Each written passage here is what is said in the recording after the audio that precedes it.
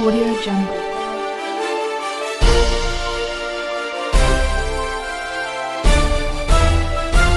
Audio Jungle. Appu ಆಸರೆ ನಿರಾಶ್ರಿತರಿಗಾಗಿ ಅನ್ನದಾಸೋಹ ಸೇವೆ ನಮ್ಮದು, ಸಹಾಯ ನಿಮ್ಮದು.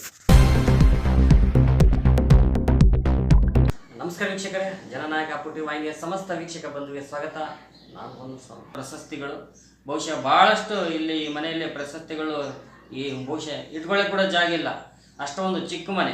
ಆದರೂ ಕೂಡ ಇಲ್ಲಿ ಪ್ರಶಸ್ತಿಗೇನು ಬರ ಇಲ್ಲ ಅನ್ನೋಷ್ಟರ ಮಟ್ಟಿಗೆ ಇಲ್ಲಿ ಭಾಳಷ್ಟು ಪ್ರಶಸ್ತಿಗಳನ್ನ ಗಳಿಸ್ಕೊಂಡಿರ್ತಕ್ಕಂಥದ್ದು ನೋಡಿ. ಭಾಳಷ್ಟು ಜೀವನಕ್ಕೆ ಬಡತನ ಇರ್ಬೋದು, ಆದರೆ ಅವರ ಹೃದಯವಂತಿಕೆಗೆ ಬಡತನ ಇಲ್ಲ ಅಂತಕ್ಕಂಥದ್ದು. ಯಾಕೆಂದರೆ ಇವತ್ತು ಯಾವುದೇ ಒಂದಿಷ್ಟು ಹಳ್ಳಿಯಲ್ಲಿ, ಇವತ್ತು ಗ್ರಾಮೀಣ ಭಾಗದಲ್ಲಿ ಯಾವುದೋ ಒಂದಿಷ್ಟು ದೇವಸ್ಥಾನ ಅಥವಾ ಯಾವುದೊಂದಿಷ್ಟು ಜಯಂತಿ ಬಂದರೆ ಇವರ ಒಂದಿಷ್ಟು ಸಹಾಯ ಸಹಕಾರ ಇದ್ದೇ ಇರುತ್ತೆ ಅಂತಕ್ಕಂಥದ್ದು.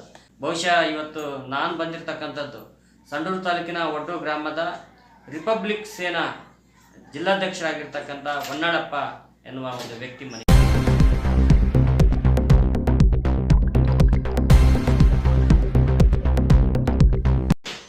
ಈಗ ನಾವೇನು ಮಾಡ್ತಿದ್ದೀವಲ್ಲ, ಕೆಲವಷ್ಟು ಎಷ್ಟೋ ಜನಗಳು ಕಾಣದ ಕಣ್ಣಲ್ಲಿಂದ ಎಷ್ಟೋ ಸಹಾಯ ಮಾಡಿದವ್ರು ಇದ್ದಾರೆ, ಅವ್ರು ತೋರಿಸ್ಕೊಂಡಿಲ್ಲ. ನಾವು ಏನೋ ಮಾಡ್ತೀವಪ್ಪ ಅಂತ ಅಂದಾಗ ನಾವು ತೋರಿಸ್ಕೊಳ್ಳೋದಕ್ಕಿಂತ ನಾವು ಕಾಣಲಾರ್ದಂತೆ ಮಾಡೋದು ಭಾಳ ದೊಡ್ಡ ಸ್ಥಾನ ಅಂತ ನನ್ನ ಅನಿಸಿಕೆ. ನಾವು ಯಾವುದೇ ಮಾಡ್ತೀವಿ ಅಂದ್ರೆ ಕೂಡ ಒಂದು ಮನಸ್ಸು, ಒಳ್ಳೆ ಮನಸ್ಸು ಇಟ್ಕೊಂಡು ಮಾಡಬೇಕು. 4 ಮಂದಿಗೆ ನೋವಾಗಂಥ ಕೆಲಸ ಮಾಡಬಾರ್ದು ಅನ್ನೋದೇ ನಮ್ಮ ಗುರಿ. ಒಂದು ನಮಗೆ DOSP ಸರ್ ಕಾಶಿಗೌಡ ಅಂತಂದೇಳಿ ಒಂದು ವಿಚಾರ ಕೇಳಿದ್ರು ನನಗೆ.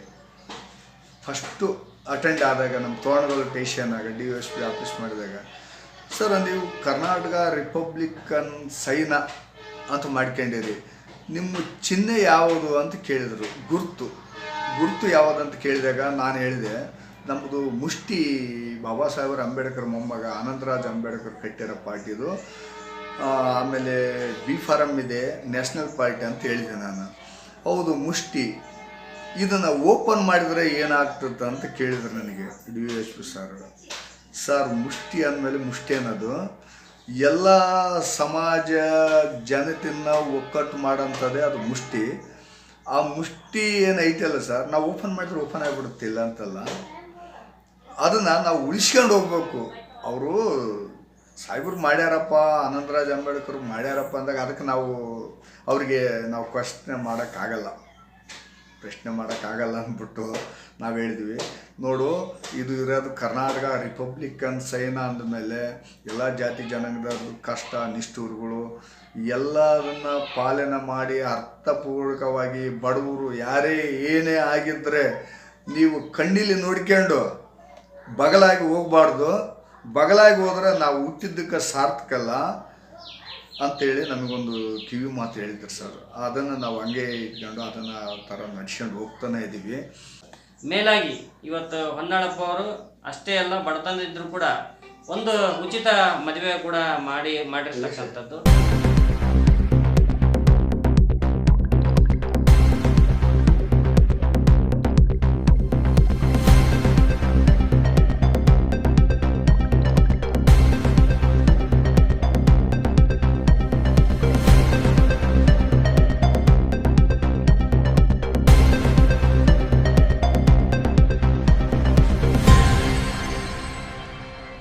ಯಾರಿಗೆ ಗೊತ್ತಿಲ್ಲ ಹೇಳಿ, ಹುಲ್ಗಪ್ಪ ಅನ್ನೋಷ್ಟರ ಮಟ್ಟಿಗೆ ಕೆಲಸ ಮಾಡ್ತಕ್ಕಂಥ ವ್ಯಕ್ತಿ. ಇವತ್ತು ಯಾವುದೇ ಒಂದು ಸಂಘಟನೆ ಮೂಲಕ ಬೆಂಬಲ ಕೊಡ್ತಕ್ಕಂಥ ವ್ಯಕ್ತಿ. ಇವತ್ತು ಹುಲ್ಗಪ್ಪ ಅವ್ರನ್ನ ಸ್ಟೇಜ್ ಮೇಲೆ ಕರೆಸಿ ಸ್ವಲ್ಪ ಏನಾದರೂ ಎಷ್ಟು ಮಾತಾಡಿ ಅಂದರೆ, ಸರ್ ನನ್ನ ಹೆಸರು ಹೇಳ್ಬೇಡಿ, ನನಗೆ ಹಾರ ಹಾಕ್ಬೇಡಿ ಅಂತಕ್ಕಂಥ ವ್ಯಕ್ತಿ. ಆದರೂ ಕೂಡ ಇವತ್ತು ಭಾಳಷ್ಟು ಉತ್ಸಾಹದಿಂದ ಅನೇಕ ಕಾರ್ಯಕ್ರಮದಲ್ಲಿ ಕೂಡ ಭಾಗಿಯಾಗಿರ್ತಕ್ಕಂಥ, ವಿಶೇಷವಾಗಿ ಇವತ್ತು ಹೊನ್ನಾಳಪ್ಪ ಅವರ ಮನೆಗೆ ಕೂಡ ಬಂದಿದ್ದಾರೆ. ಮಾತಾಡಿಸ್ತಾ ಹೋಗ್ತೀನಿ, ಏನು ಹೇಳ್ತಾರೆ ಹುಲ್ಗಪ್ಪ ಅವರು ಅಂತೇಳಿ, ಏನು ಹೇಳಲಿಕ್ಕೆ ಇಷ್ಟಪಡ್ತಾರೆ? ಹೊನ್ನಾಳಪ್ಪರು ಕೂಡ ಭಾಳ ಚೆನ್ನಾಗಿ ಕೆಲಸ ಮಾಡ್ಕೊಂಬಂದಿದ್ದಾರೆ. ಬಡವ್ರ ಬಗ್ಗೆ ಎಲ್ಲ ಚೆನ್ನಾಗಿ ಮಾಡಿದ್ರೆ, ಆದರೂ ಸಮಯಕ್ಕೂ ಕೂಡ ಮೊನ್ನೆ ಮದುವೆ ಮಾಡಿದ್ರೆ ಹೋದ ವರ್ಷ ಕೂಡ. ಭಾಳ ಒಳ್ಳೆಯ ವ್ಯಕ್ತಿ. ಆದರೆ ಬಡ ಕುಟುಂಬದಿಂದ ಬಂದಿರೋ ವ್ಯಕ್ತಿ. ನಾವು ಕೂಡ ಬಡ ಕುಟುಂಬದಿಂದ ಬಂದಿರೋ ವ್ಯಕ್ತಿ. ನಾವು ಕೂಡ ನಾವೇನು ಇದ್ದಂತಾರಲ್ಲ, ಯಾವುದೇ ಬಡವ್ರ ಬಗ್ಗೆ ಯಾವುದೇ ತೊಂದರೆ ಆದರೂ ಕೂಡ ನಾವು ಎಲ್ಲೇ ರೀತಿಯಾಗಿ ಆದರೆ ಯಾವುದೇ ಸಂಘಟನೆ ಎಲ್ಲ ಸಂಘಟನೆ ಕರ್ಕೊಂಡೋಗಿ ನಾವು ಒಂದು ಸಹಕಾರ ಮಾಡ್ತೀವಿ. ಈಗ ಭೂಮಿಯನ್ನು ಮಾರಾಟಕ್ಕೆ ಮಾಡಿಬಿಟ್ಟಾರೆ ಸರ್. ಒಂದು 18 ಎಕರೆ ಒಂದೇ ಆಶೆಗಿತ್ತಂತೆ ನಮ್ಮದು. 8 ರೂಪಾಯಿಗೆ ಎಕರೆ ಮಾರಾಟ ಮಾಡಿ ಎಲ್ಲ ಕಳ್ಕೊಂಬಿಟ್ಟಿದ್ದಾರೆ ಸರ್. ಆ ಥರ ಇದ್ದಾಗ ಮತ್ತು ಈಗ ನಮಗೆ ಎಜುಕೇಷನ್ ಕೊಡೋಕ್ಕಾಗಲಿಲ್ಲ. ಆದ್ರೂ ಅವಾಗಿನ ಕಷ್ಟ ಇದ್ರೂ ಓದ್ಬೇಕನ್ನೋದು ಅಷ್ಟು ಈಗ ಸರ್ ಇವಾಗ ಎಲ್ಲರಿಗೂ ಅರ್ಥ ಆಯ್ತು. ಬಾಬಾ ಸಾಹೇಬ್ರ ಅಂಬೇಡ್ಕರ್ ಕನಸು ನನಸು ಮಾಡಬೇಕು, ಏನು ಉಂಬಕ್ಕಿಲ್ಲಿದ್ರೂ ಎಲ್ಲ ಸೌಲಭ್ಯಗಳು ಇದಾವೆ ಸರ್. ಈಗ ಬಟ್ಟೆ ಕೊಡ್ತಾರೆ, ಶೂ ಕೊಡ್ತಾರೆ, ಬುಕ್ಕು ಕೊಡ್ತಾರೆ, ಎಲ್ಲ ಯೂನಿಫಾರ್ಮ್ ಕೊಡ್ತಾರೆ ಸರ್. ಈಗಿನ ಪರಿಸ್ಥಿತಿಗೆ ಏನು ಅನಿಸಲ್ಲ.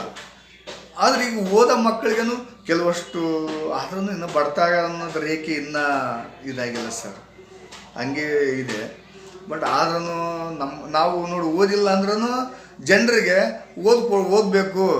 ನಾನು ವಿತರಣೆ ಮಾಡಿದೆ, ಪೆನ್ನು ಬುಕ್ಕ ವಿತರಣೆ ಮಾಡಿ ಸರ್. ಸಂವಿಧಾನ ಅಂಗೀಕರಣ ದಿನಾಚರಣೆ ಅಂತಂದು ಹೇಳ್ಬಿಟ್ಟು ಬಾಬಾ ಸಾಹೇಬ್ರ ಅಂಬೇಡ್ಕರ್ದು ನಾನು ಈಗ ಸರ ಒಟ್ಟು ಹೈಸ್ಕೂಲಲ್ಲಿ ಪೆನ್ನು ಬುಕ್ಕ ವಿತರಣೆ ಮಾಡಿದೆ. ಆನಂತರ ತಾಳೂರು ಗೌರ್ಮೆಂಟ್ ಸ್ಕೂಲಲ್ಲಿ ಅಲ್ಲಿ ಪೆನ್ನು ಬುಕ್ಕ ವಿತರಣೆ ಮಾಡಿದೆ ಸರ್. ಆದರೆ ನಮ್ಮ ಕೈಲಿ ಏನಾಗುತ್ತೆ, ನಮ್ಮ ಕರ್ನಾಟಕ ರಿಪಬ್ಲಿಕನ್ ಸೈನ್ಯ ವತಿಯಿಂದ ಏನು ಮಾಡಬೇಕು ಅಂದ್ಕೊಂಡಿದ್ದೆ ಅದನ್ನು ನನ್ನ ಕೈಲಾದಷ್ಟು ಸಹಾಯ ಮಾಡ್ಕೊಂತ ಬಂದಿದ್ದೀನಿ ಸರ್.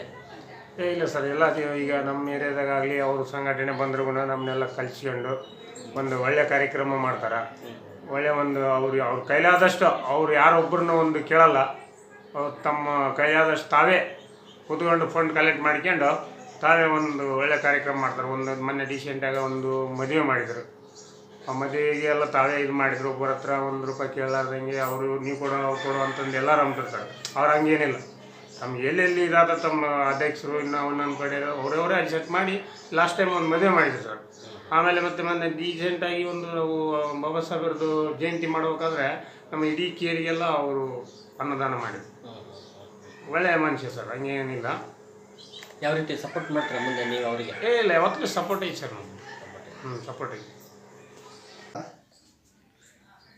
ಈ ಒಡ್ಡು ಗ್ರಾಮದ ಜನತೆಗೆ ತಿಳಿಸೋದು ಏನಂದ್ರೆ, ನನ್ನ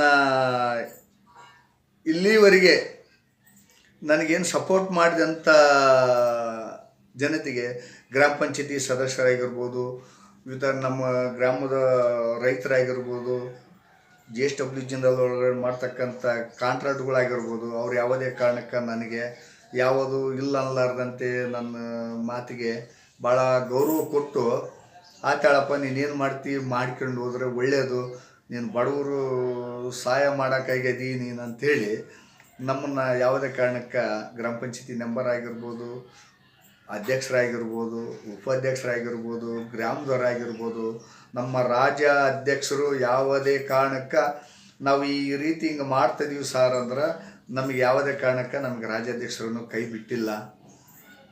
ನೀನು ಮಾಡಪ್ಪ, ನೀನು ಮಾಡ್ಕೊಂಡು ಹೋಗೋದೆಲ್ಲ ನಾವು ಸಪೋರ್ಟಾಗಿರ್ತೀವಿ. ಯಾವುದೇ ಕಾರಣಕ್ಕೆ ನೀನು ಯಾರಿಗೆ ಅವರು ಇವರು ಅಂತ ನೋಡಲಾರ್ದಂತೆ ಒಳ್ಳೆಯ ಕೆಲಸಗಳು ಮಾಡ್ಕೊಂಡು ಹೋಗಂತೇಳಿ ನಮ್ಮ ರಾಜ್ಯಾಧ್ಯಕ್ಷರು ನಮಗೆ ಒಳ್ಳೆಯ ಮನವರಿಕೆಯಿಂದ ನಮಗೆ ಒಳ್ಳೆಯ ಆಶೀರ್ವಾದ ಮಾಡ್ತಾರೆ. ಯಾವುದೇ ಕಾರಣಕ್ಕೆ ನಮ್ಮನ್ನು ಕೈ ಬಿಟ್ಟಿಲ್ಲ ರಾಜ್ಯಾಧ್ಯಕ್ಷರು ಅಂತ ಹೇಳುತ್ತಾ ನನ್ನ ಮಾತು ಮುಗಿಸ್ತಾ ಇದ್ದೀನಿ. ಜೈ ಭೀಮ್. ಎಲ್ಲರಿಗೆ ನನ್ನ ನಮಸ್ಕಾರಗಳು.